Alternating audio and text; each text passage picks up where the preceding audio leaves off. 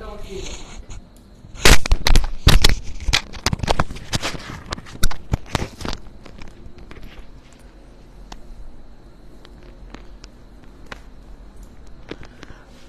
আসসালামু আলাইকুম, সবাইকে স্বাগত আমাদের আজকের ক্লাসে।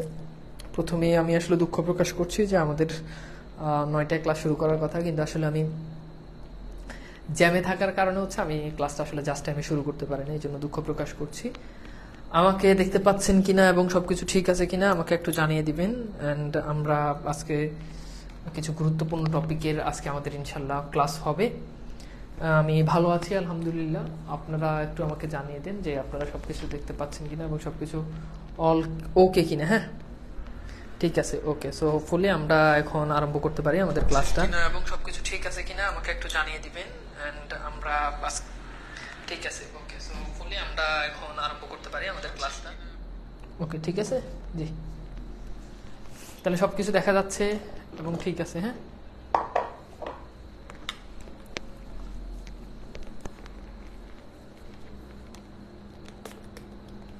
আপনারা একটু দেখতে পান কিনা আমাকে একটু জানাবেন।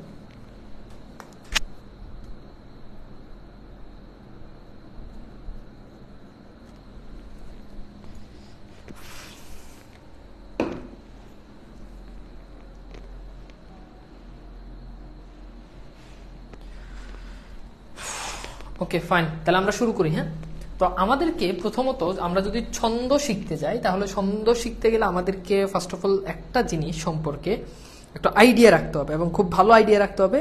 সেটা হচ্ছে অক্ষর।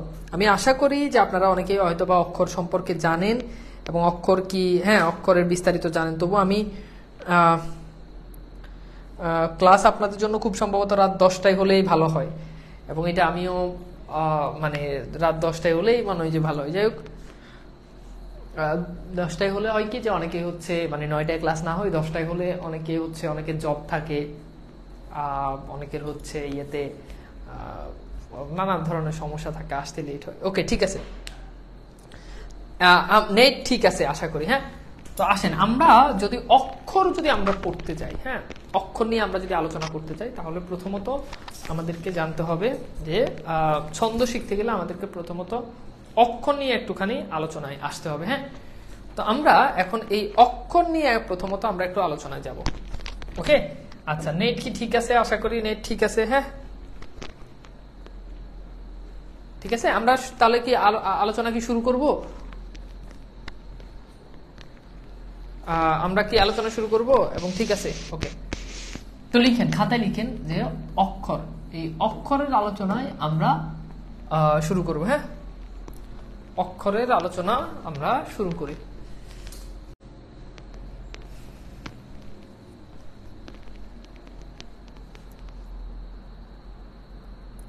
ওকে, আচ্ছা, এইবার আসেন অক্ষর কি। অনেকে হয়তো জানেন, তবু আমি আমাদের ছন্দের আলোচনাটা বুঝার সুবিধার্থে আমি অক্ষরটা নিয়ে আলোচনা করে দিচ্ছি। ওকে, আচ্ছা, তো অক্ষর হচ্ছে নিঃশ্বাসের ক্ষুদ্রতর প্রয়াসে যতটুকু উচ্চারণ করি তাকে বলা হয়, সেটা হচ্ছে অক্ষর।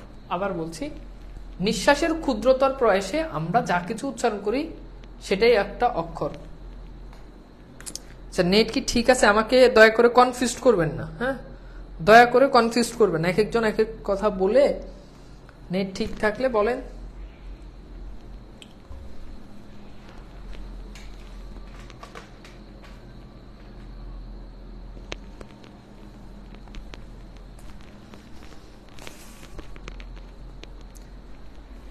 ঠিক আছে, তো অক্ষর হচ্ছে নিঃশ্বাসের ক্ষুদ্রতর প্রয়াসে আপনি যতটুকু উচ্চারণ করবেন, এক নিঃশ্বাসের ক্ষুদ্রতর প্রয়াসে যতটুকু উচ্চারণ করবেন সেটাই হচ্ছে একটা অক্ষর। যেমন খেয়াল করেন, ধরেন আমি একটা শব্দ লিখলাম, শব্দটা হচ্ছে বিশ্ববিদ্যালয়। এই যে দেখেন, বিশ্ববিদ্যালয়। এখন এই শব্দটাকে আমি কিন্তু নিঃশ্বাসের ক্ষুদ্রতর প্রয়াসে ছোট ছোট করে এটাকে আমি উচ্চারণ করতে পারি। যেমন দেখেন, আমি বললাম যে এই যে দেখেন, মানে বিশ্ববিদ্যালয়, এইভাবে যে ছোট ছোট করে যে আলোচনা, আমি যে ভেঙে ভেঙে যে বলবো, প্রত্যেকটা ভাঙা এক একটা অক্ষর। তাহলে বিশ্ববিদ্যালয় শব্দে প্রত্যেকটা ভাঙা এক একটা অক্ষর। আমি কি বুঝাইতে পারছি? তাহলে একটা শব্দে একাধিক অক্ষর থাকে। আবার বলছি, যেখানে নিঃশ্বাসের ক্ষুদ্রতর প্রয়াসে আপনি যতটুকু উচ্চারণ করবেন সেটাই হচ্ছে একটা অক্ষর। নিঃশ্বাসের ক্ষুদ্রতর প্রয়াসে আপনি যতটুকু উচ্চারণ করবেন সেটা একটা অক্ষর। তাহলে এখন অক্ষর নির্ণয় করতে গেলে আপনাদেরকে অক্ষর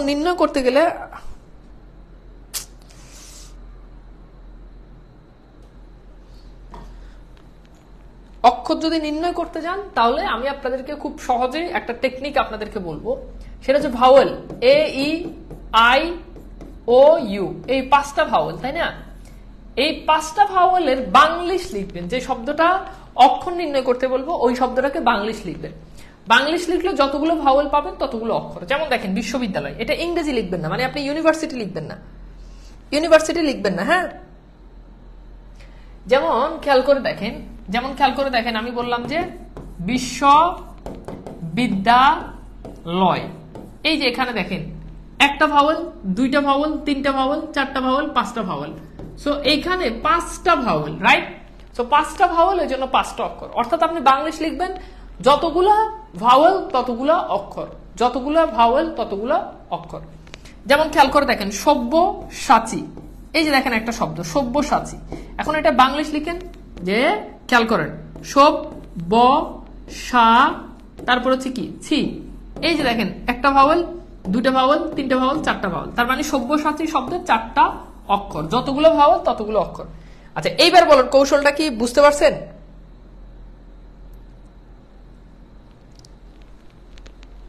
আমাকে একটু এবার বলেন তো, আমি কি আপনাদেরকে বুঝাইতে পারছি অর্থাৎ অক্ষর কিভাবে আইডেন্টিফাই করা যায়? ক্লিয়ার, বুঝছেন? অর্থাৎ যতগুলো ভাওয়েল ততগুলো অক্ষর, যতগুলো ভাওয়েল পাবেন ততগুলাই কি অক্ষর,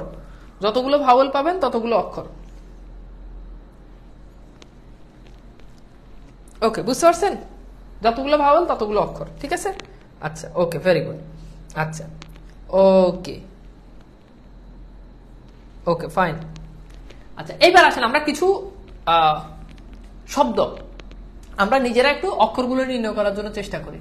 যেমন শব্দটা হচ্ছে মহারাজ, এটার অক্ষর আপনারা নিজেরা নির্ণয় করেন, হ্যাঁ।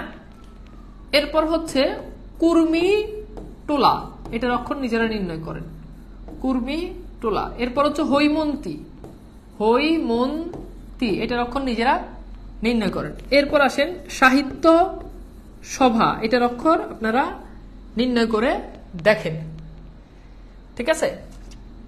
আচ্ছা এই কয়টা আপনারা একটু অক্ষর নির্ণয় করেন। এখন অক্ষর নির্ণয় করে আমি আবার বলছি, আপনি ছন্দ পড়তে গেলে আপনাকে অবশ্যই অক্ষর নির্ণয় করা লাগবে।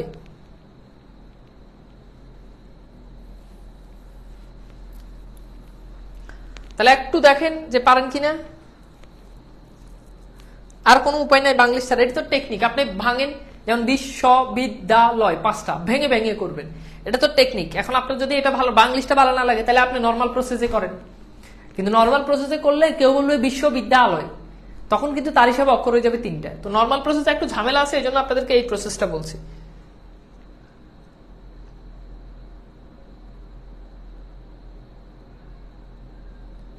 বাঙালি একটু বেশি বুঝে, মানে আমি আপনারা টেকনিক দিলাম, এরপর আমি কিন্তু প্রথমে বলে দিছি যে বিশ্ববিদ্যালয় 5টা।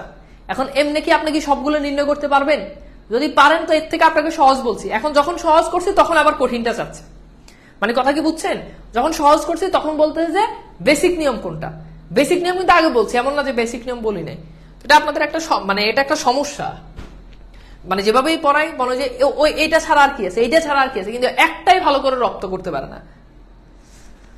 আচ্ছা এইবার দেখেন মহারাজ, তাহলে দেখেন মহারাজ, তাহলে এখানে কয়টা? 3টা।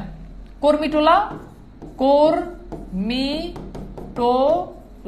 তাহলে কর্মীটোলা, এই যে 4টা।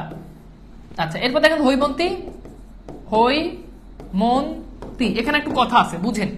এখানে কিন্তু এই যে পাশাপাশি 2টা ভাওয়েল, তো যখন পাশাপাশি 2টা ভাওয়েল হয় তখন সেখানে সাধারণত একটা ভাওয়েল আপনাকে ধরতে হবে। তাহলে এখানে 2টা পাশাপাশি ভাওয়েল, তার মানে অক্ষর একটা ধরবেন, মন, তারপর হচ্ছে কি তি, ওকে। এখানে 3টা, বুঝছেন? অর্থাৎ পাশাপাশি 2টা ভাওয়েল হলে সেখানে একটা ধরবেন। তাহলে এখানে অক্ষর হচ্ছে কয়টা? 3টা।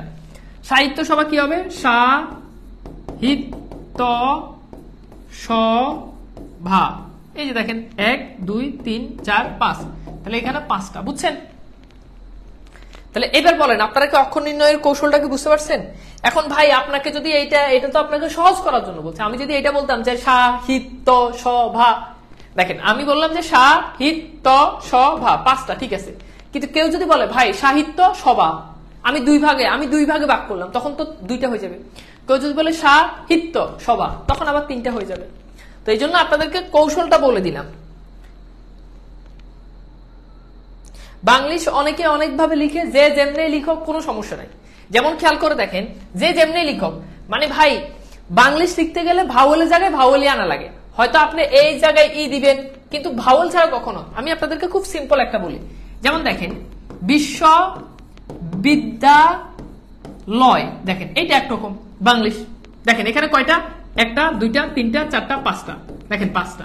এখন এই বানানটাকে আপনি আরো অনেক রকম লিখতে পারেন, যেমন দেখেন এই যে এখানে একটা এ টানলেন, তাই না, বিশ্ব, এরপর দেখেন বিদ্যা, এরপর এই যে দেখেন LOI, এখানে ওয়াই এর জায়গায় দিলেন, তাহলে দেখেন কোনো পরিবর্তন কিন্তু হচ্ছে না। এই যে দেখেন 1টা 2টা 3টা 4টা, আর এই যে পাশাপাশি 2টা, এখানে 1টা, তার মানে 5টা, তাও দেখেন 5টা। কথা কি বুঝতে পারছেন? আমি কি বুঝাইতে পারছি? সিম্পল ভাই। আপনি এখানে দি 2টা আছে, দি 2টার জায়গায় 1টা দেন, তাও কিন্তু একই হবে। তাহলে এইবার বলেন বুঝছেন কিনা? মানে আপনি ভাওয়েল আপনি বাংলিশ লিখতে গেলে জীবনে ভাওয়েলের পরিবর্তে কনসোনেন্ট আনতে পারবেন না। আমি কি এখন মনে হতে পারে যে ভাই এক একজন বাংলিশ এক এক রকম লিখে, যে যেমনি লিখো ভাওয়েলের জায়গায় ভাওয়েলই আনা লাগে। হয়তো এই জায়গায় ই আনবেন, ই এর জায়গায় ওয়াই আনবেন, যেমনি আনেন ভাওয়েলের পরিবর্তন কখনো করা যায় না, ভাওয়েলের পরিবর্তে ভাওয়েলই আনা লাগে। আচ্ছা, ওকে, ক্লিয়ার। এখন এগুলো খুব বেসিক আলোচনা। এখন আপনাকে যেটা জানতে হবে সেটা হচ্ছে, আমরা যখন, খুব গুরুত্বপূর্ণ, একটু ভালো করে বুঝেন। এখন অক্ষরটা 2 ধরনের, একটা হচ্ছে মুক্তা অক্ষর, মুক্তা অক্ষর, আরেকটা হচ্ছে বদ্ধা অক্ষর, বদ্ধা অক্ষর। তাহলে একটা হচ্ছে মুক্তা অক্ষর, আরেকটা হচ্ছে বদ্ধা অক্ষর। মুক্তা অক্ষর হচ্ছে যে অক্ষরটাকে আপনি মুক্ত ভাবে টেনে নিয়ে যেতে পারবেন, অর্থাৎ যেখানে আপনার মানে থামার দরকার হবে না, সেটা হচ্ছে মুক্তা অক্ষর। যেমন আমি একটা শব্দ লিখলাম, শব্দ হচ্ছে নীলা। আচ্ছা বলেন তো, এই নীলা শব্দে কয়টা অক্ষর আছে বলেন? নীলা শব্দে কয়টা অক্ষর আছে দেখেন, পারেন কিনা?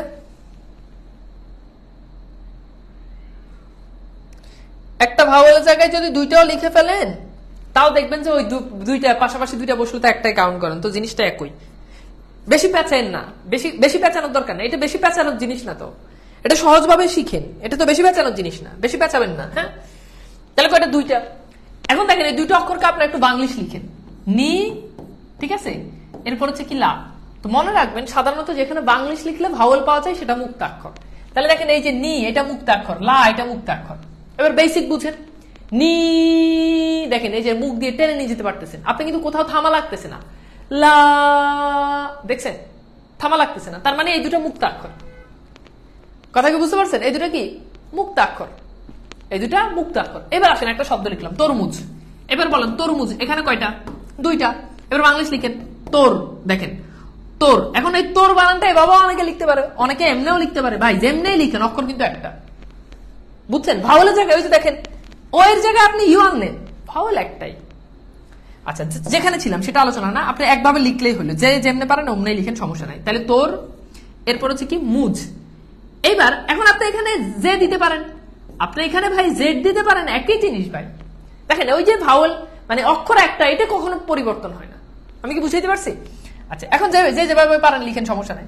এখন দেখেন তোর, এখানে কিন্তু থেমে যেতে হচ্ছে, তোর মুজ, দেখেন থেমে যেতে হচ্ছে, তোর মুজ, তোর মুজ। এখন কিন্তু আপনি টেনে নিয়ে যেতে পারতেছেন না। তো এখানে দেখেন যখন আপনি শেষে কনসোনেন্ট পাবেন তখন সেটা বদ্ধাক্ষর, তাহলে এটা বদ্ধাক্ষর, মুজ শেষে কনসোনেন্ট, এটা বদ্ধাক্ষর। আমি কি বুঝাইতে পারছি? এইবার আসেন খেয়াল করে দেখেন, একটা শব্দ আপনাদেরকে বলি, শব্দটা হচ্ছে ওই যে আগে যেটা লিখলাম, সা হিত ত স ভা, তাই না? এবার বলেন এইখানে কয়টা মুক্তাক্ষর, কয়টা বদ্ধাক্ষর বলেন? সাহিত্য সভা, এখানে কয়টা মুক্তাক্ষর আর কয়টা বদ্ধাক্ষর বলেন তো? সাহিত্য সভা, এখানে কয়টা মুক্তাক্ষর, কয়টা বদ্ধাক্ষর?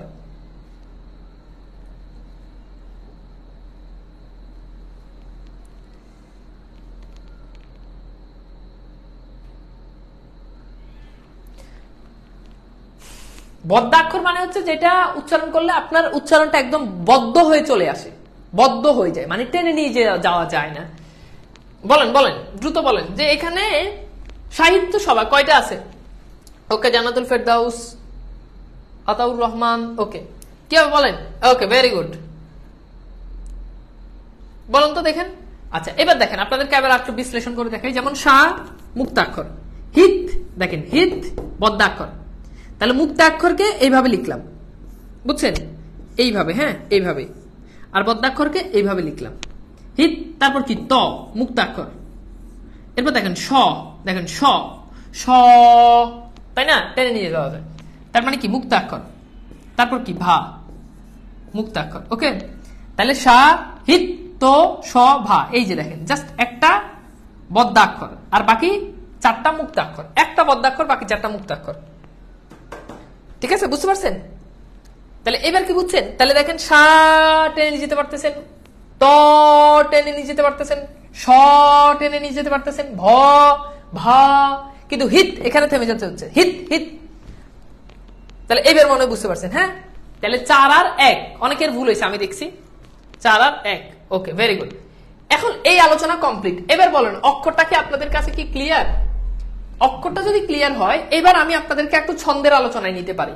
তো আমি আবার বলতেছি, আপনি যখন ছন্দ নির্ণয় করতে যাবেন একদম ঠান্ডা মাথায়, টোটালি ঠান্ডা মাথায় আপনাকে ছন্দ শিখতে হবে। আমি আবার বলছি, আপনি যদি মাথা গরম করেন তো আপনি মানে আপনি ছন্দ শিখতে পারবেন না, কাজে মাথা গরম করা যাবে না, একদম ঠান্ডা মাথা। হ্যাঁ,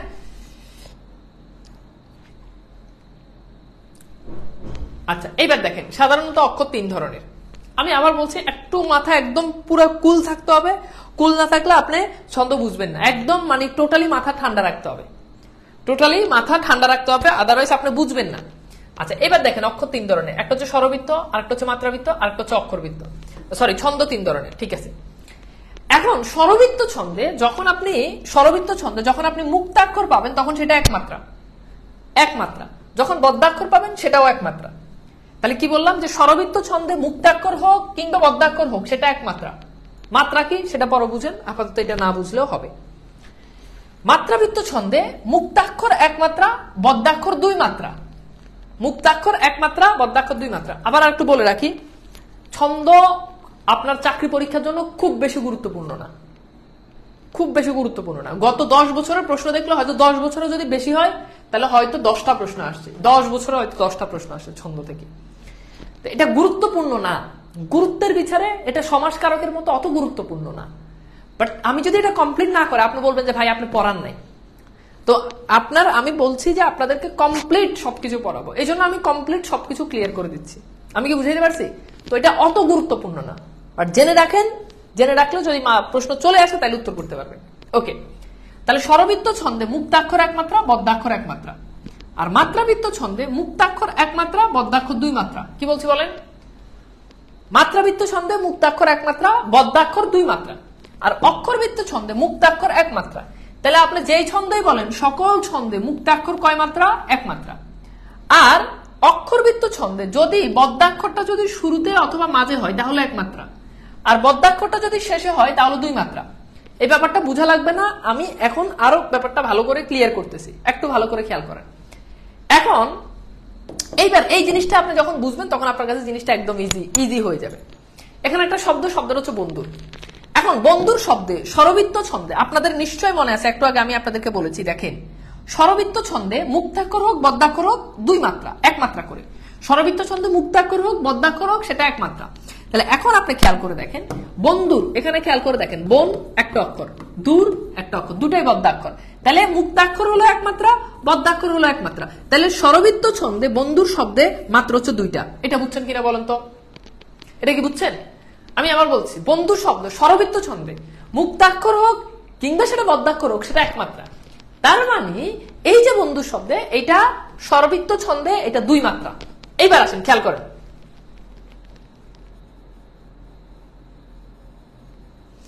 আচ্ছা এবার যদি না বুঝেন তাহলে আবার ভালো করে বুঝেন। আমি কিন্তু আবার বলতেছি ভাই, আপনাদের কাছে হাত জোর করে মাপ চাই, হাত জোর করে রিকোয়েস্ট, যদি ছন্দ শিখতে চান তাহলে ভাই মানে রুমের দরজা আটকায় সবকিছু বাদ দিয়ে পূর্ণাঙ্গ মনোযোগী হয়ে ক্লাসটা করেন, আর নাইলে বুঝবেন না, কমেন্ট করবেন ভাই বুঝি নাই। তা আমি যেভাবে বুঝাচ্ছি একবারে মাথা ঠান্ডা রেখে পড়লে, আর যদি ভালো না লাগে, ক্লাস করতে মন চাচ্ছে না, তাহলে বের হয়ে যান, পরে করিয়ে, কিন্তু অ্যাটেনশন রেখে এই ক্লাসটা করতে হবে।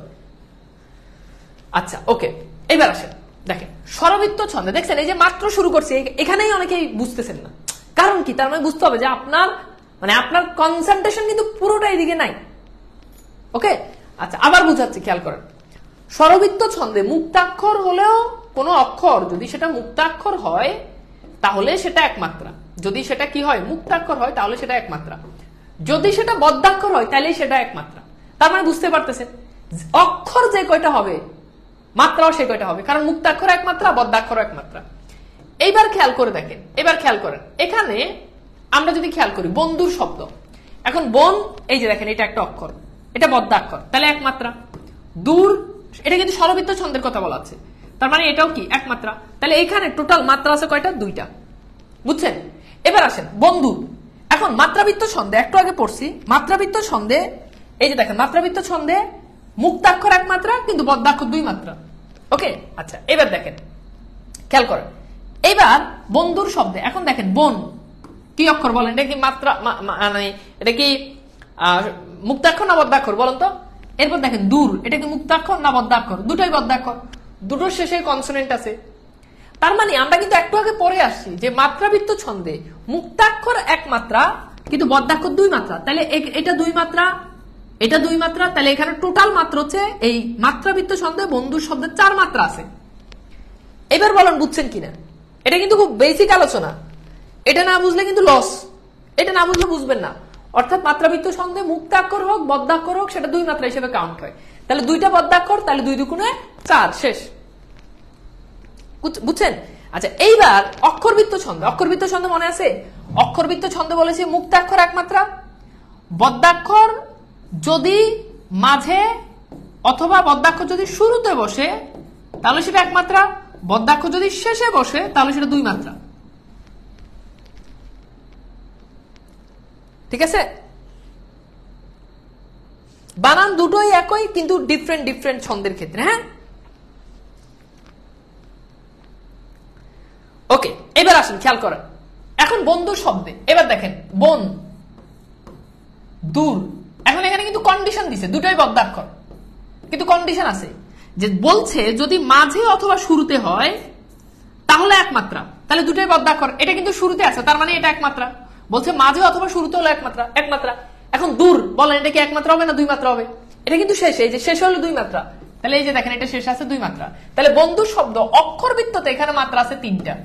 তাহলে দেখেন এই যে বন্ধু শব্দ স্বরবৃত্ততে মাত্রা দুইটা, মাত্রাবৃত্ততে মাত্রা চারটা, অক্ষরবৃত্ততে মাত্রা তিনটা। এইবার বলেন বুঝছেন কিনা, এইবার বলেন বুঝছেন কিনা? ওকে, এবার আসেন আপনাদেরকে একটা প্র্যাকটিস দিই, আমরা আরেকটা শব্দ বলি। হ্যাঁ আমরা আরেকটা শব্দ বলি, হ্যাঁ আরেকটা শব্দ বলি তাহলে আরো ভালো বুঝবেন। হ্যাঁ আচ্ছা, আরেকটা ছোট একটা শব্দ বলি তাহলে আপনারা দেখেন যে এটা পারেন কিনা। হ্যাঁ শব্দটা হচ্ছে দুপুর, দুপুর। ওকে, তাহলে এখানে অক্ষর কয়টা বলেন? দুইটা। এখন এটাকে আমরা একটু বিশ্লেষণ করি। তো আপনাদের নিশ্চয়ই মনে আছে স্বরবৃত্ততে মাত্রাবৃত্ত এক, স্বরবৃত্ততে বদ্ধাক্ষর এক, মুক্তাক্ষর এক। তাহলে দুপুর, এখানে দেখেন দু এটা কিন্তু মুক্তাক্ষর আর পুর এটা কিন্তু বদ্ধাক্ষর, তাহলে মুক্তাক্ষর এক মাত্রা, বদ্ধাক্ষর এক মাত্রা, তার মানে এখানে টোটাল মাত্রা হচ্ছে দুইটা। মাত্রাবৃত্ততে মুক্তাক্ষর এক মাত্রা, তাহলে দেখেন দু এটা মুক্তাক্ষর, পুর এটা বদ্ধাক্ষর, তাহলে মাত্রাবৃত্ততে মুক্তাক্ষর এক মাত্রা, বদ্ধাক্ষর দুই মাত্রা, তাহলে দু এটা মুক্তাক্ষর তার মানে এক মাত্রা, পুর এটা বদ্ধাক্ষর তার মানে দুই মাত্রা, তাহলে টোটাল এখানে মাত্রা হচ্ছে তিনটা মাত্রাবৃত্ততে। আচ্ছা অক্ষরবৃত্ততে তো মনে আছে মুক্তাক্ষর এক মাত্রা, বদ্ধাক্ষর যদি মাঝে অথবা শেষে বসে তাহলে এক মাত্রা, আর যদি শুরুতে অথবা মাঝে বসে তাহলে এক মাত্রা, আর যদি শেষে বসে তাহলে দুই মাত্রা। তাহলে এখন দেখেন দু এটা কি মুক্তাক্ষর তার মানে নিঃসন্দেহে এটা এক মাত্রা। পুর, এখন পুর এটা বদ্ধাক্ষর, এখন বদ্ধাক্ষর তো শেষে তাই না, এই যে পুর শেষে, তাহলে শেষ হলো দুই মাত্রা, তাহলে টোটাল এখানে মাত্রা আছে তিনটা। বলেন তো বুঝছেন কিনা? বুঝছেন? তাহলে দেখেন এই যে দুপুর শব্দটা স্বরবৃত্ততে দুই মাত্রা, মাত্রাবৃত্ততে তিন মাত্রা, আর অক্ষরবৃত্ততে কয় মাত্রা বলেন? অক্ষরবৃত্ততেও এটা 3 মাত্রা। ওকে, অক্ষরবৃত্ততেও এটা কয় মাত্রা? 3 মাত্রা।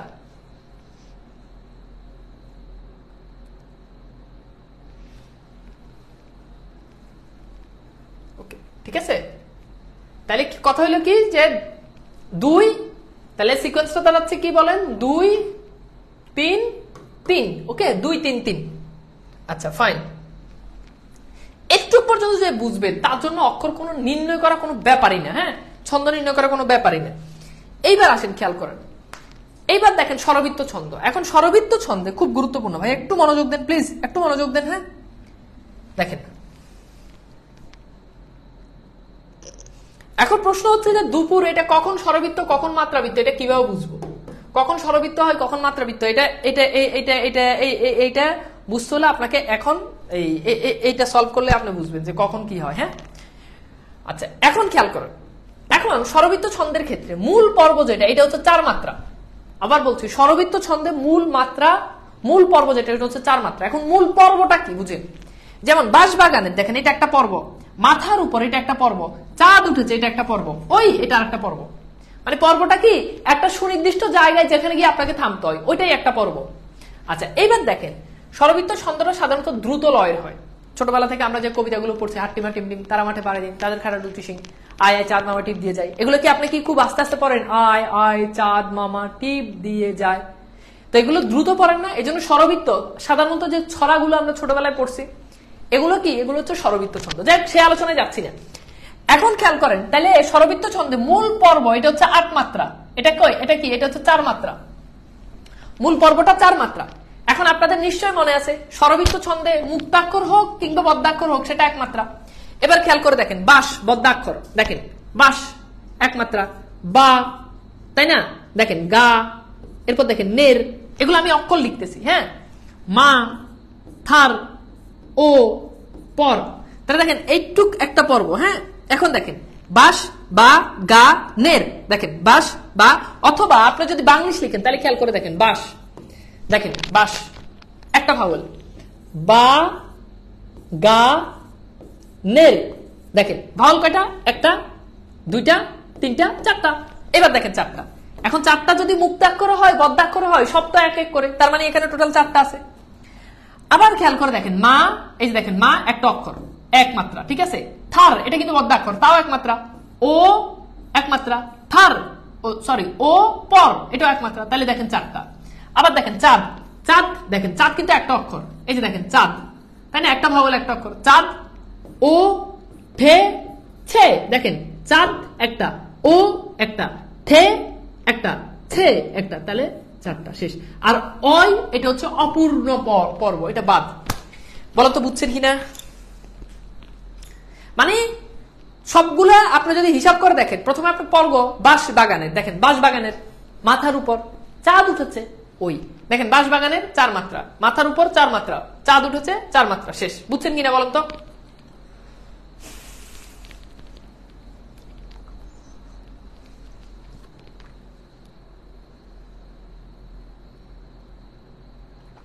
আমি কি বুঝাইতে পারছি?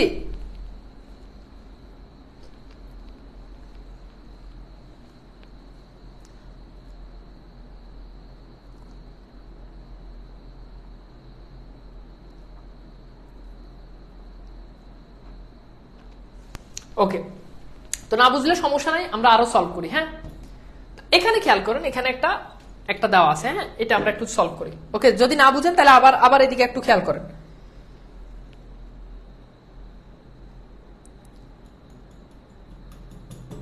আচ্ছা খেয়াল করেন, এটা এটা এটা এটা বুঝেন। হ্যাঁ, যেটা বুঝেন নাই এবার এটা ভালো করে বুঝেন। এখন প্রথমত আমরা আগেই বলছি স্বরবৃত্ত ছন্দের কন্ডিশন কি, প্রতিটা পর্ব হবে কি 4 মাত্রার, এটা হচ্ছে প্রথম কথা। এরপর মুক্তাক্ষর হোক কিংবা বদ্যাক্ষর হোক সেটা 1 মাত্রা হিসেবে কাউন্ট হবে। এবার খেয়াল করে দেখেন, বৃষ্টি পড়ে একটা পর্ব, তাই না? টাপুর টুপুর একটা পর্ব, নদেই এলো একটা পর্ব, ঠিক আছে। বান এটা অপূর্ণ পর্ব। শিব ঠাকুরের একটা পর্ব, বিয়ে হলো একটা পর্ব, 3 কন্যা একটা পর্ব, ঠিক আছে। দান এটা হচ্ছে অপূর্ণ, মানে এটা পূর্ণ হয় নাই। এবার খেয়াল করে দেখেন বৃষ, দেখেন এটা একটা অক্ষর, বৃষ্টি, দেখছেন বৃষ্টি, প রে, দেখেন তাহলে বৃষ একটা অক্ষর, সেটা মুক্তাক্ষর হোক বদ্যাক্ষর হোক 1 মাত্রা। টি মুক্তাক্ষর হোক বদ্ধাক্ষর হোক এক মাত্রা, প এক মাত্রা, রে এক মাত্রা, তা পুর, টু পুর, দেখছেন 4 মাত্রা। আবার এখানে কি হবে, শিব ঠা কু এর, তাহলে দেখেন আবার 4 মাত্রা, বি এ হো লো। দেখেন আপনি যদি এই যে বাংলিশও করে লেখেন, আমি বাংলিশ করলে অনেক সময় লাগবে, এই জন্য আমি এটা করতেছি না। হ্যাঁ, যেমন খেয়াল করে দেখেন, বি এ, তাই না? এরপর দেখেন হো লো, দেখেন একটা ভাওয়েল, দুইটা ভাওয়েল, তিনটা ভাওয়েল, 4টা ভাওয়েল, তাহলে যতগুলো ভাওয়েল সেটা হোক মুক্তাক্ষর, বাউল মানে কি অক্ষর, তাহলে 4টা অক্ষর, সেটা মুক্তাক্ষর হলেও তো এক মাত্রা স্বরবৃত্ততে, বদ্ধাক্ষর হলেও তো এক মাত্রা, তার মানে যতগুলো অক্ষর ততগুলো মাত্রা। এখন দেখবেন যে প্রত্যেকটা পর্বে 4টা করে মাত্রা আছে বা 4টা করে অক্ষর আছে, শেষ। এবার বলেন বুঝছেন কিনা, এবার বলেন তো বুঝছেন কিনা, আমি আপনাদেরকে এই জিনিসটা বুঝিয়ে দিলাম, এবার বলেন বুঝছেন কিনা। মানে প্রত্যেকটা, আবার বলছি, প্রত্যেকটা প্রথমে পর্ব যেটা, প্রত্যেকটা পর্বে 4টা করে মাত্রা থাকে। পর্বটা হচ্ছে আপনি বিভাজন করবেন, যেমন বৃষ্টি পড়ে এটা একটা অংশ, বৃষ্টি পড়ে এটা একটা অংশ, শুধু বৃষ্টি এটা কি একটা অংশ হয় বলেন তো, হয় না। তাহলে এই যে একটা অংশ একটা পর্ব, যেখানে গেলে থামতে হয়, বৃষ্টি পড়ে টাপুর টুপুর, এই দেখেন বৃষ্টি পড়ে টাপুর টুপুর, এটা বৃষ্টি পড়ে একটা অংশ, টাপুর টুপুর একটা অংশ, নদী এলো একটা অংশ, বান একটা অংশ।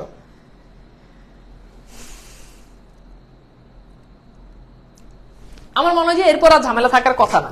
তবুও যদি না বুঝেন তাহলে চলেন আমরা আবার আরেকটা বুঝি, মানে এইবার আপনি ক্লিয়ার হবেন। হ্যাঁ, এইবার সবাই ক্লিয়ার হবে। এখন আমি জানি এখনো 10% মানুষ আছে যারা এখনো এটা বুঝে নাই। এবার চলেন এবার আমি ক্লিয়ার করি। হ্যাঁ, আগের কন্ডিশন তো মনে আছে, দেখেন এখন আপনারা বলেন এই যে খোকন খোকন এটা একটা পর্ব, বলেন এই পর্বে কয়টা অক্ষর আছে এই পর্বে। এখন দেখেন মজার ব্যাপার হচ্ছে, যেহেতু স্বরবৃত্ত ছন্দ, মুক্তাক্ষর হলো এক মাত্রা, বদ্ধাক্ষর হলো এক মাত্রা, শেষ, ঝামেলা নাই। তাহলে দেখেন খোক অন, দেখছেন এই যে আপনি এইভাবে লিখেন খোক অন, দেখেন এই যে একটা দুইটা, তাহলে আবার খোকন, এখানেও দুইটা হবে, তাহলে দুইটা দুইটা 4টা, দেখেন 4টা মিলে গেছে। এরপর দেখেন ডাক পারি, এই যে দেখেন ডাক, দেখেন একটা অক্ষর এখানে, পা একটা অক্ষর, রি একটা অক্ষর, এটা হচ্ছে অপূর্ণ, এই জন্য এখানে 3টা আছে, এটা বাদ। এরপর দেখেন খোকন, খোক অন, এখানে 2টা, মো, দেখেন মো একটা, মো দের আরেকটা, তাহলে দেখেন এই যে দুইটা দুইটা, এখানে আবার 4টা। এবার বলেন তো বুঝছেন কিনা, মানে 4টা করে কিভাবে হচ্ছে, এবার বুঝছেন কিনা। এখন এটা যে স্বরবৃত্ত ছন্দ, এটা কিভাবে বুঝবেন, এটা যে স্বরবৃত্ত, ধরেন আপনি জানেন না, আপনার পরীক্ষাতে আসছে যে এটা কোন ছন্দ, এটা খুব গুরুত্বপূর্ণ বিষয়। যে প্রশ্ন হচ্ছে যে ভাইয়া এটা আমার পরীক্ষাতে আসছে বাট আমি জানি না এটা কোন ছন্দ, তখন আমি কি করব? তখন আপনি যে কাজটা করবেন সেটা হচ্ছে, দেখেন আপনি এখানে অক্ষর যদি হিসাব করেন, খোক এক মাত্রা, অন বদ্ধাক্ষর এক মাত্রা, আপনি হিসাব করে দেখেন, আপনি যেভাবেই মাত্রা বিন্যাস করবেন দেখবেন যে স্বরবৃত্ত ছন্দ সাথেই মিলে। সেটা যখন আরো 2টা ছন্দ পড়বো তখন আরো ক্লিয়ার হবে। আমার মনে হয় যে এইবার সবাই ক্লিয়ার, এবার সবাই ক্লিয়ার। ওকে ওকে ঠিক আছে, আমি কি বুঝাইতে পারছি? Okay fine. এইবার চলেন মাত্রাবৃত্ত ছন্দ, এবার চলেন মাত্রাবৃত্ত ছন্দ। হ্যাঁ আচ্ছা, এবার চলেন মাত্রাবৃত্ত ছন্দ। আপনাদের মনে আছে মাত্রাবৃত্ত ছন্দে মাত্রা বিন্যাস কিভাবে? মাত্রাবৃত্ত ছন্দে মুক্তাক্ষর 1 কিন্তু বদ্ধাক্ষর যেখানেই বসুক সেটা 2, মুক্তাক্ষর 1 আর বদ্ধাক্ষর যেখানেই বসুক সেটা কিন্তু 2 হিসাবে কাউন্ট হবে। ক্লিয়ার? আচ্ছা ওকে ক্লিয়ার, খুব ভালো করে খেয়াল করেন। হ্যাঁ আচ্ছা, এইবার দেখেন মাত্রাবৃত্ত ছন্দে মূল পর্ব যেটা, এই মূল পর্ব এটা 5 হতে পারে, 6 হতে পারে, 7 হতে পারে, 8 হতে পারে, মানে এটা 5 হতে পারে, 6 হতে পারে, 7 হতে পারে, 8 হতে পারে, কিন্তু 4 হবে না। আচ্ছা বলেন তো 4 কেন হবে না? 4 যদি হয় তাহলে তো ভাই স্বরবৃত্ত হয়ে যায়। তাহলে এই যে 4 ছাড়া, খেয়াল করেন 4 ছাড়া 5, 6, 7, 8 খুব কমই হয়, এই জন্য এটা হচ্ছে মাত্রাবৃত্ত ছন্দ। আর আমরা তো জানি যে শেষে যদি স্বরধ্বনি থাকে তাহলে 1 মাত্রা, মাত্রা গুনতে হয়, আর অক্ষরের শেষে ব্যঞ্জনধ্বনি থাকলে 2 মাত্রা। মানে স্বরবৃত্ত সব জায়গাতে অক্ষর মাত্রা, মানে মুক্তাক্ষর 1 মাত্রা, বদ্ধাক্ষর 2 মাত্রা। এবার খেয়াল করে দেখেন, খেয়াল করেন ওই যে বিখ্যাত এইখানে তো দাদির কবর, দেখেন এইখানে তোর এটা একটা অংশ, মানে এটা একটা পর্ব, দাদির কবর এটা একটা পর্ব, ডালিম গাছের এটা একটা পর্ব, তলে এটা একটা অপূর্ণ পর্ব, এটা বাদ। একটু আমার দিকে তাকান প্লিজ, একটু আমার দিকে তাকান, দেখেন দেখেন খেয়াল করে দেখেন, দেখেন এই, দেখেন এই একটা খা নে তোর, দেখছেন? এবার দেখেন এই মুক্তাক্ষর এক মাত্রা, খা মুক্তাক্ষর এক মাত্রা, নে মুক্তাক্ষর এক মাত্রা, তোর বলেন এখানে কি এক মাত্রা হবে না দুই মাত্রা হবে? বলেন তোর এখানে কি এক মাত্রা হবে না দুই মাত্রা হবে? বলেন তো। এখানে দুই মাত্রা। কেমনে বুঝলেন বলেন তো? কারণ এটা তো বদ্ধাক্ষর, রাইট? বদ্ধাক্ষর হলে কি হবে? দুই মাত্রা হবে। তাহলে 1 1 2 3 4, খেয়াল করেন, সরি 3 5, দেখছেন 5 মিলে গেল। বুঝছেন কিনা কথা? কি বুঝছেন? ওকে, এবার খেয়াল করে দেখেন, দেখেন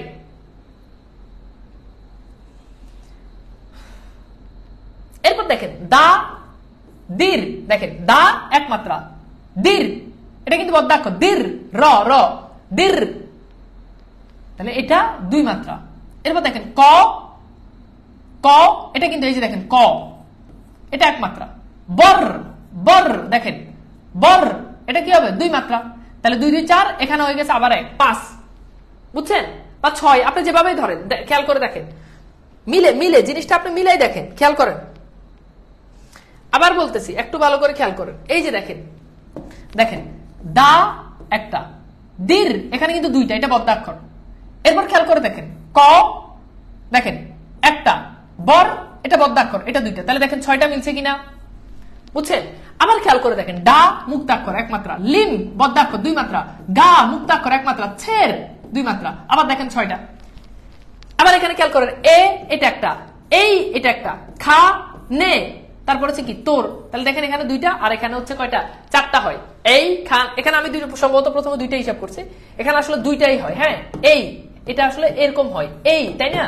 তো সেই হিসাবে এখানে দুইটা, তাহলে এই এ এই খা নে তোর, তাহলে দেখেন 6 6।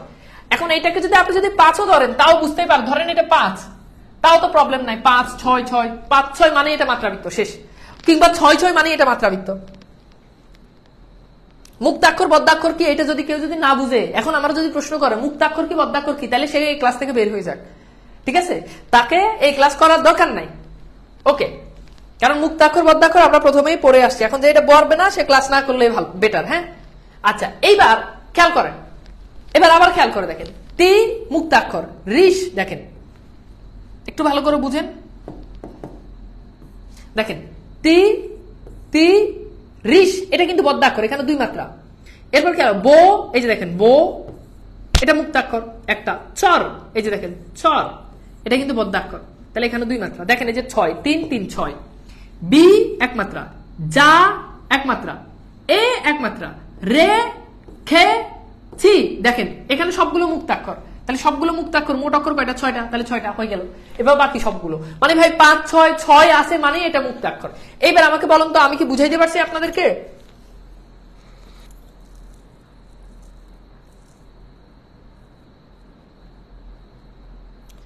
ভাওয়েল শুরুতে বসুক, ভাওয়েল শেষে বসুক, ভাওয়েল সকল জায়গাতে একমাত্রা, সকল ছন্দে ভাওয়েল মানে ভাওয়েল বলতে মুক্তাক্ষর সকল জায়গাতে একমাত্রা, বুঝছেন? চলেন আমরা আরো একটা দেখি, আরো একটা প্র্যাকটিস করি, একটু ভালো করে খেয়াল করে দেখেন। যেমন সকালবেলা কাটিয়ে গেল বিকাল নাহি যায়, এখন খেয়াল করে দেখেন, দেখেন সকাল, দেখেন স মুক্তাক্ষর, কাল বদ্ধাক্ষর দুই মাত্রা, বে এক মাত্রা, লা এক মাত্রা, দেখেন 3 2 5, এই যে দেখেন এখানে 5টা পাইলাম, কা এক মাত্রা, টি এক মাত্রা, আ এক মাত্রা, গে লো, গে এক মাত্রা, লো এক মাত্রা, দেখেন এখানে আবার পাইলেন কয়টা? 5টা। এরপর দেখেন বি কাল, বি এক মাত্রা, কাল বদ্ধাক্ষর দুই মাত্রা, না এক মাত্রা, হি এক মাত্রা, তাহলে এখানে আবার পাইলেন 5টা। 5 মানেই এটা শেষ, এটা মাত্রাবৃত্ত। আবার দেখেন দি এক মাত্রা, নের এটা বদ্ধাক্ষর দুই মাত্রা, সে এক মাত্রা, সে এক মাত্রা, দেখেন এখানে 5টা শেষ। এরপর দেখেন শ্রান, দেখেন শ্রান ত এটা দুই মাত্রা, শ্রান শ্রান ত এটা দুই মাত্রা, ছ বি এটা আবার এক মাত্রা, তার মানে শেষ। একদম মানে সিম্পল ভাই, 5 6 মানে এটা দাগাই দিবেন, কি বলেন মাত্রাবৃত্ত। এটা বুঝছেন কিনা বলেন তো?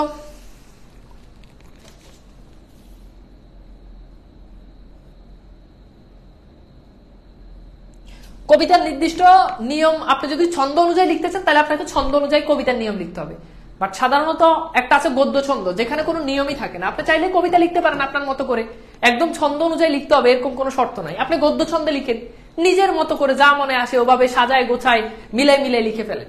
একদম আপনি যদি ছন্দ অনুযায়ী করতে যান তখন আপনাকে ইয়ে করতে হবে। ওকে, আচ্ছা ফাইন, তাহলে আমি আশা করি বুঝাইতে পারছি। এবার আসলে আমরা আরেকটা দেখি। এই যে দেখেন ভূতের মতো চেহারা যেমন নির্বোধ অতি, এখানে দেখেন আমি মাত্রা ভিন্ন, এই যে পর্ব ভূতের মতন চেহারা যেমন নির্বোধ অতি ঘোর। এখন খেয়াল করে দেখেন, এই যে দেখেন ভূ তের, এটা কিন্তু বদ্ধাক্ষর 2 মাত্রা, ম 1 মাত্রা, তন 2 মাত্রা। তাহলে দেখেন এই যে 6টা পাইলেন এখানে, চে 1 মাত্রা, হা 1 মাত্রা, রা 1 মাত্রা, জে 1 মাত্রা, মন বদ্ধাক্ষর 2 মাত্রা, 6টা। দেখেন নির বদ্ধাক্ষর 2 মাত্রা, বোধ বদ্ধাক্ষর 2 মাত্রা, ও 1 মাত্রা, তি 1 মাত্রা, 6টা শেষ। 6 মানি মাত্রাবৃত্ত, 6 মানি মাত্রাবৃত্ত, 5 6 7 মানি মাত্রাবৃত্ত, 8 খুব রেয়ার হয় না বললেই চলে।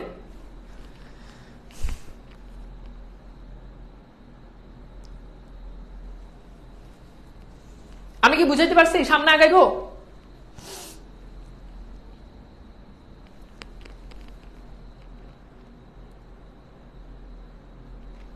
ওকে, আচ্ছা এবার আসেন, খেয়াল করেন, এবার আসেন অক্ষরবৃত্ত। হ্যাঁ, অক্ষরবৃত্ত এটা খুবই সিম্পল। অক্ষরবৃত্ত এটা 8 মাত্রা 10 মাত্রা, এটা অনেক লম্বা হয় 8 মাত্রা হবে, নাহলে 10 মাত্রা হবে। এখন আপনারা বলতে পারেন ভাই মাত্রাবৃত্ত তো 8 মাত্রা হয়। হ্যাঁ, মাত্রাবৃত্ত 8 মাত্রা হলে সেটার সাথে কিন্তু 5 মাত্রাও থাকবে, 6 মাত্রাও থাকবে, এরকম। পিওর 8 মাত্রা হলে সেটা অক্ষরবৃত্ত। আচ্ছা এইবার খেয়াল করেন, তাহলে মূল পর্ব যদি 8 10 হয় তাহলে সেটা অক্ষরবৃত্ত। এখন প্রশ্ন হচ্ছে কিভাবে আপনি সেটা বুঝবেন। খেয়াল করেন, মুক্তাক্ষর 1 মাত্রা, এটা আমরা জানি। বদ্ধাক্ষর শব্দের প্রথমে অথবা মাঝে হলো 1 মাত্রা, বদ্ধাক্ষর শেষে হলো 2 মাত্রা। তাহলে সব 1 মাত্রা, খালি বদ্ধাক্ষর যখন শেষে হবে তখন 2 মাত্রা। এটা আমরা আগে পড়ে আসছি, বারবার পড়ছি। আচ্ছা এইবার চলেন খেয়াল করেন, এবার আমি আপনাদেরকে জিনিসটা বুঝাই। যেমন দেখেন, হে মুক্তাক্ষর 1 মাত্রা, কো মুক্তাক্ষর 1 মাত্রা, বি মুক্তাক্ষর 1 মাত্রা, সব 1 1। নি 1 মাত্রা, রব খেয়াল করেন, রব, ঠিক আছে, এটা বদ্ধাক্ষর। আচ্ছা এখন বলেন বদ্ধাক্ষরটা কোথায়, মাঝে না শুরুতে না শেষে? শেষে না, বলেন রব, দেখেন নি রব শেষে, শব্দের শেষে, তাহলে এখানে 2 মাত্রা। বুঝছেন? কে 1 মাত্রা, নো 1 মাত্রা, কেন?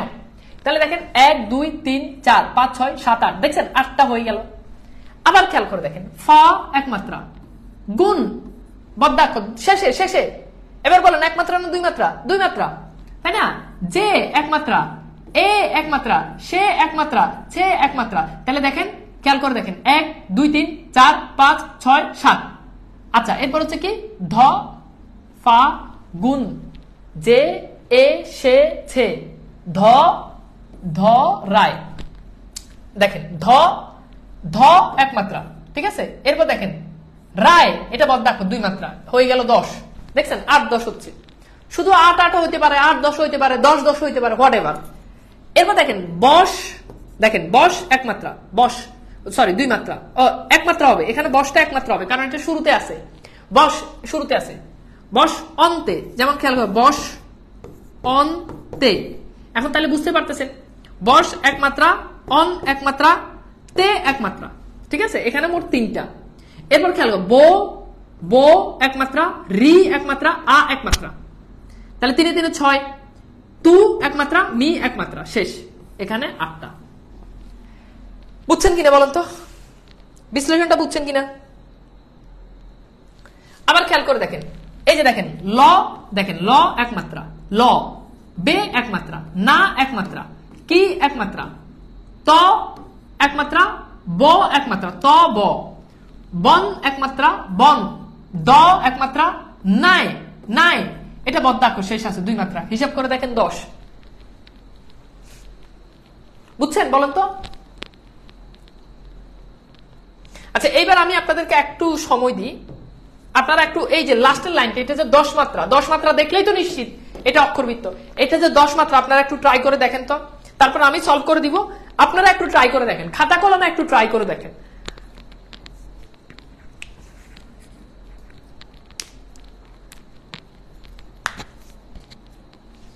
খাতা কলমে একটু ট্রাই করে দেখেন।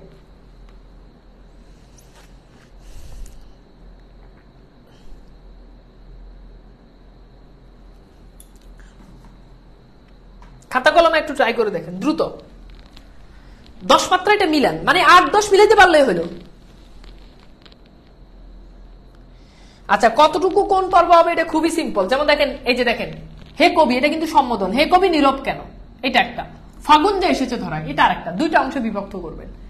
বসন্ত বরিয়া তুমি, এটা একটা। লবে নাকি তব বন্দনায়, মানে যেখানে গেলে একটা পূর্ণাঙ্গ একটা অর্থ প্রকাশ করবে, সেটাই একটা পর্ব। যেমন খেয়াল করে দেখেন, এই যে দেখেন, এই যে আপনি কিন্তু এখান পর্যন্ত হে কবি নীরব, এটা কি হয় বলেন? না। হে কবি নীরব কেন, এটুক পর্যন্ত একটা অংশ হয়। ফাগুন যে, এটা কি এক কোনো অংশ হয়? না। ফাগুন যে এসেছে, এটা একটা অংশ হয়? না। তাহলে বাকি আছে কোনটা? ফাগুন যে এসেছে, ফাগুন যে এসেছে ধরায় শেষ। আচ্ছা, এবার আসেন, দো খিন, দেখেন দো খিন, দো খিন শেষে আছে, তার মানে 2 মাত্রা। দু 1 মাত্রা, আর 2 মাত্রা বদ্ধাক্ষর শেষে আছে। গে 1 মাত্রা, ছে 1 মাত্রা, খু 1 মাত্রা, লি 1 মাত্রা। তাহলে খেয়াল করে দেখেন, 3, 4, 5, 6, 7, 8, 9, 10, দেখেন 10টা মিলে গেছে। এবার বলেন তো অক্ষরবৃত্ততে কি ঝামেলা হবে বলেন? এই যে ভেরি গুড, ভেরি গুড, খুবই সিম্পল। 8-10 দেখলেই উত্তর কি বলেন? অক্ষরবৃত্ত। তাহলে 8 মাত্রা 10 মাত্রা দেখলেই অক্ষরবৃত্ত, 4 মাত্রা দেখলেই স্বরবৃত্ত, আর এই 3টা ছাড়া বাকি যেটাই হোক সেটা হচ্ছে মাত্রাবৃত্ত। শেষ, বুঝছেন? আচ্ছা বলেন তো আপনাদেরকে খুব বেশি চাপ দিয়ে ফেলছি আমি? আর জিনিসটা কিন্তু একটু complicated, but to be honest আপনি যখন পড়বেন, একটু যখন ট্রাই করবেন, তখন দেখবেন যে খুব ইজি। আপনাদেরকে মনে হয় যে খুব চাপ দিয়ে ফেলছে, আমি আসলে খুব সিরিয়াস হয়ে আপনাদেরকে পড়াইছি একদম। আমার কনসেন্ট্রেশন কিন্তু একটা মিনিটের জন্য আপনাদের পড়ানো থেকে, মানে আমার মনোযোগ কিন্তু সরে নাই, কারণ আমি চাই যে আমি যেভাবে পড়াইছি এভাবে পড়েন, হয়ে যাবে। এটা হচ্ছে কি ম্যাথের মতো। এখন আপনাদেরকে অনেক বেশি চাপ দিয়ে ফেলছে, এই জন্য আমি দুঃখিত, বাট আসলে চাপ না দিলে হ্যাঁ আপনারা কিন্তু জিনিসটা শিখতে পারতেন না, এবং এগুলো আপনাদেরকে কোথাও শেখাবেও না। আপনি অনেক কোর্স করবেন, অনেক অফলাইন টফলাইন অনেক জায়গাতে পড়বেন, বাট আপনাকে এটা কিন্তু শেখাবে না। হ্যাঁ, আচ্ছা, ওকে, ভেরি গুড। আচ্ছা, এবার আসেন আমরা একটু, আমাকে 1 মিনিট একটু সময় দেন। আপনাদের ওই যে পদাশ্রিত নির্দেশক, এটার হচ্ছে স্লাইডটা আমি একটু ইয়ে করে দিই। হ্যাঁ, একটু স্লাইডটা আমি একটু আনি, 1 মিনিট সময় দেন, স্লাইডটা আনা হয়নি।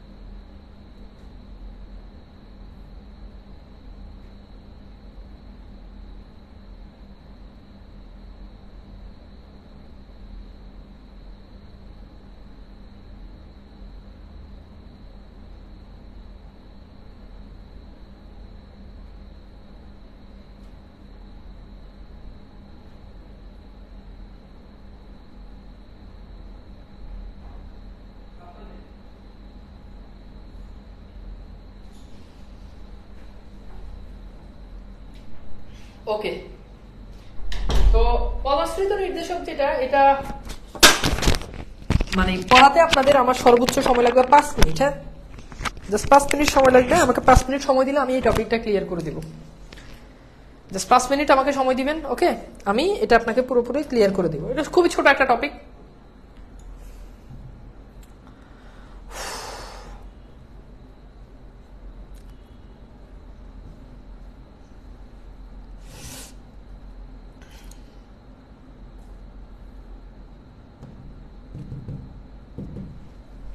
ওকে,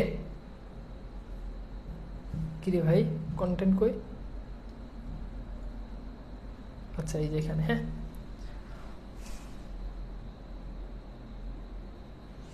আচ্ছা দেখেন, পদাশ্রিত নির্দেশক কি, এগুলো আমাদের জানা দরকার।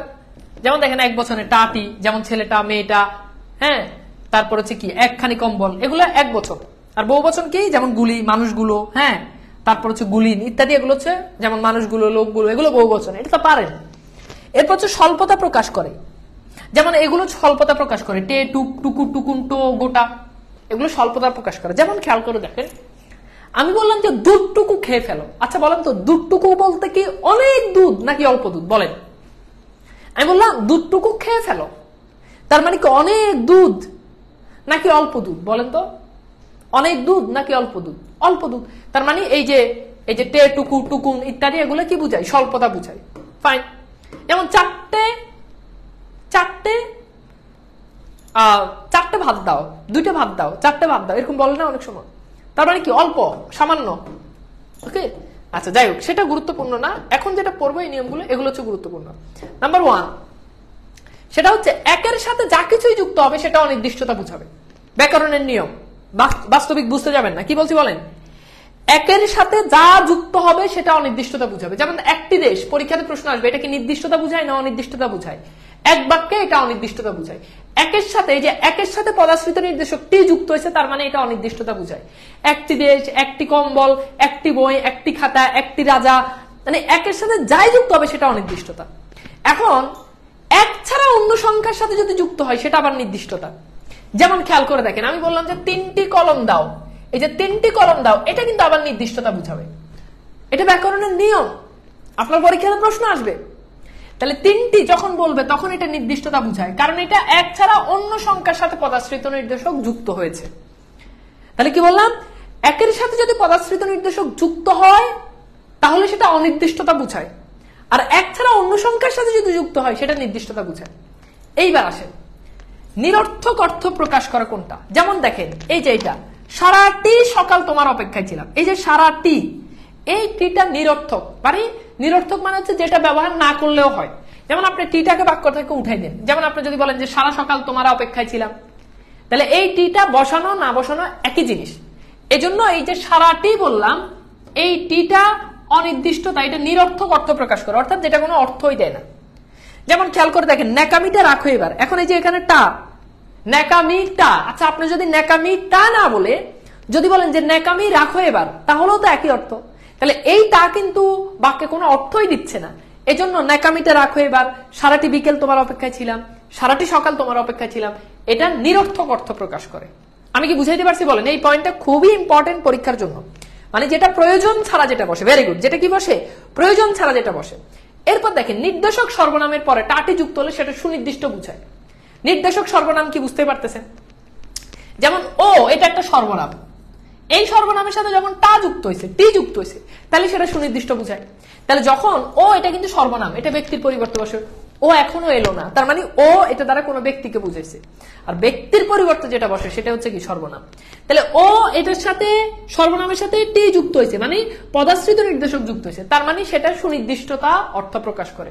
এরকম আরো হতে পারে, ওটা আনো, এটিকে, তার মানে এই সর্বনামের সাথে ও, এ, ওই, এইসব সর্বনামের সাথে পদাশ্রিত নির্দেশক যুক্ত হলে সেটা সুনির্দিষ্টতা বুঝায়।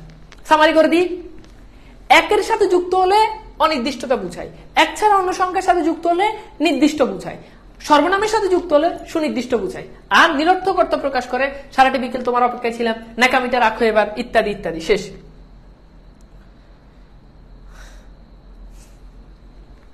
ওকে, ক্লিয়ার? আচ্ছা এইবার আসে গোটা, এটা একমাত্র পদাশ্রিত নির্দেশক যেটা বাক্যের আগে বসে। আপনি দেখেন টাটি, খানা, খানি, যাই বলেন সবগুলো কিন্তু পরে বসে, কিন্তু গোটা আগে বসে। যেমন গোটা দেশ। ওকে, তাহলে এইটা শব্দের আগে বসে। ওকে, এবং এটা শব্দের আগে বসে, এটা নির্দেশকটা, এটা নির্দেশক ও অনির্দেশক দুই অর্থ প্রকাশ করে, মানে এটা দুই রকমই বুঝায়।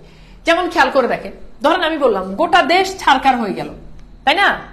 গোটা 2 কমলা লেবু আনো। এই যে দেখেন, এটা এই গোটা 2 কমলা লেবু আনো, এটা কিন্তু অনির্দিষ্ট। কোন 2টা কমলা লেবু আনবো এটা কিন্তু ফিক্স না, তার মানে বুঝতে পারতেছেন। এরপর হচ্ছে কি? টাক, টুক ইত্যাদি পদাশ্রিত নির্দেশক নির্দিষ্টতা অনির্দিষ্টতা দুটোই প্রকাশ করে। যেমন পোয়াটেক দুধ খেয়ে নাও, হ্যাঁ পোয়াটেক দুধ খেয়ে নাও। আচ্ছা পোয়াটেক দুধ মানে কি? এটা নির্দিষ্ট অনির্দিষ্ট, তাই না? পোয়াটেক দুধ খেয়ে নাও। এবার দেখেন সবটুকু ওষুধই খেয়ে নাও। আচ্ছা সবটুকু ওষুধ খেয়ে নাও, এটা মানে কিন্তু নির্দিষ্ট। ধরেন আপনার একটা পাত্রে ওষুধ আছে, এখন সবটুকু ওষুধ খেয়ে নাও মানে যা আছে সবই খেয়ে ফেলো। কিন্তু পোয়াটেক দুধ খাও, কিন্তু এক্স্যাক্টলি আপনি কোন পোয়াটুকু খাবেন সেটা ফিক্স না। আপনি এখান থেকেও পোয়াটুক খাইতে পারেন, ওখান থেকেও পোয়াটুক খাইতে পারেন, কিন্তু যখন বললো সবটুকু ওষুধ খেয়ে ফেলো তখন সেটা নির্দিষ্ট। ওকে, আর এখান থেকে আরেকটা বিশেষ অর্থে নির্দিষ্টতা প্রকাশ করে এরকম কিছু, তার ভিতরে রয়েছে কেতা, তা, পাটি। আবার বলছি বিশেষ অর্থে নির্দিষ্টতা প্রকাশ করে, এটা মুখস্থ। বিশেষ অর্থে নির্দিষ্টতা প্রকাশ করে কেতা, তা, পাটি, কেতা, তা, পাটি, কেতা, তা, পাটি। শেষ। কেতা তা পাটি। এবার আপনি নিজেই পারবেন, আমি আপনাদেরকে একটু প্রশ্ন দেখাই। তো এইখানে 26তম বিসিএস এর প্রশ্ন আছে, টাটি খানা ইত্যাদি কি বলেন? টাটি খানা এটা কি বলেন তো?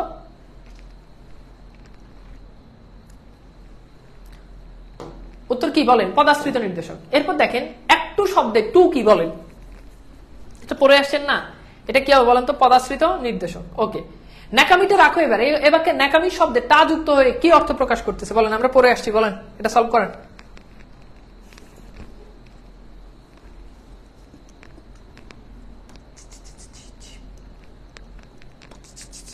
কি হবে বলেন তো? ওকে, ভেরি গুড, এটা নিরর্থক। কোন পদাশ্রিত নির্দেশকে শব্দের আগে বসে? এটা পড়াইছি, বলেন কোন পদাশ্রিত নির্দেশক শব্দের আগে বসে? সবগুলো দেখেন জবাবের প্রশ্ন। উত্তর কি হবে? উত্তর হচ্ছে গোটা। আচ্ছা, সেটি ছিল আমার প্রিয় কলম। এ বাক্যে পদাশ্রিত নির্দেশক কি অর্থে ব্যবহৃত হয়েছে? আচ্ছা, এইবার আপনি একটু দেখেন যে এই নিয়মটা আপনাদেরকে পড়াইছি না, সেটি ছিল আমার প্রিয় কলম। তাহলে আগে বুঝেন, এই যে সেই, এটা কি বলতো? এটা সর্বনাম না? তাহলে সর্বনামের সাথে পদাশ্রিত নির্দেশক যুক্ত হলে সেটা সুনির্দিষ্ট অর্থ প্রকাশ করে। পড়ে আসছি না? বলেন পড়ছি না? তাহলে সর্বনামের সাথে পদাশ্রিত নির্দেশক যুক্ত হলে সেটা কি করে? সুনির্দিষ্ট অর্থ প্রকাশ করে। তার মানে এটা কি হবে? সুনির্দিষ্ট। ওকে, আচ্ছা, সংখ্যা বা পরিমাণের স্বল্পতা বুঝাতে কোনটি ব্যবহার করা হয় বলেন? এটা পড়াইছি, বলেন স্বল্পতা বুঝাতে কোনটি ব্যবহার করা হয়?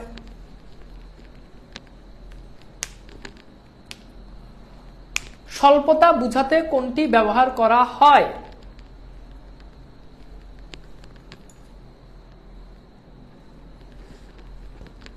উত্তর হচ্ছে কি? টুকু। ওই যে বলছি, বিশেষ অর্থে নির্দিষ্টতা জ্ঞাপন করে। এইটা আপনাদেরকে একটু আগে পড়ছি, বলছি মুখস্থ করে ফেলবেন। বিশেষ অর্থে তিনটা মনে আছে, কি কি? বিশেষ অর্থে কোন তিনটা বলতো? কি হবে বিশেষ অর্থে কোন তিনটা? ওকে, উত্তর হচ্ছে কি বলেন? কেতা তা পাটি। তার মানে তা আছে, কেতা তা পাটি তা। আচ্ছা, গোটা চারেক আম নিয়ে আসো। এখানে গোটা কি? গোটা পদাশ্রিত নির্দেশক। ছুঁয়ো না ছুঁয়ো না ওটি লজ্জাবতী লতা। এখানে পদাশ্রিত নির্দেশক কোনটা বলেন? কোনটার সাথে? এটা বুঝতে পারতেছেন, ওটি। এবার বলেন, এটা একদম ইজি। সুনির্দিষ্ট আর নির্দিষ্টের ভিতরে পার্থক্য কি? বিশেষত্ব কোনো পার্থক্য নাই, কিন্তু আমাদের ব্যাকরণের নিয়ম যে, আমি আবার বলছি ভাই, এটা বাস্তবের সাথে মিলাতে যাবেন না, মিলেন না। এটা ব্যাকরণের নিয়ম। বাস্তবিক অর্থে সুনির্দিষ্ট আর নির্দিষ্টের ভিতরে তেমন কোনো পার্থক্যই নাই, দুটো একই। নির্দিষ্ট শব্দটাকে আরো জোর দেওয়ার জন্য সুনির্দিষ্ট ব্যবহার করা হয়। বাট আমাদের ব্যাকরণের নিয়ম হচ্ছে সর্বনামের সাথে পদাশ্রিত নির্দেশক যুক্ত হলে সেটা নির্দিষ্ট না, তখন বলতে হবে সুনির্দিষ্ট। এটা ব্যাকরণের নিয়ম, দ্যাটস ইট। এই জন্য কিন্তু প্রথমেই বলছি যে বাস্তবের সাথে মিলেন না, নিয়ম আছে পড়ে ফেলবেন, শেষ। এটা বাস্তবের সাথে মিলেলে এই অধ্যায়টা কিন্তু বাস্তবের সাথে মিলে না। আচ্ছা, এবার বলেন আজকের ক্লাসটা কেমন লাগছে বলেন তো? আমি কি বুঝাইতে পারছি? বাকিটা ভালো করে প্র্যাকটিস করবেন, একদম এনাফ, একদম এনাফ। ঠিক আছে? ওকে, ভেরি গুড। ওকে, তাহলে সবাই ভালো থাকবেন, সুন্দর সুস্থ থাকবেন। পরবর্তী ক্লাস দেখার আমন্ত্রণ রইল। আজকের মতো বিদায় নিচ্ছি। আল্লাহ হাফেজ।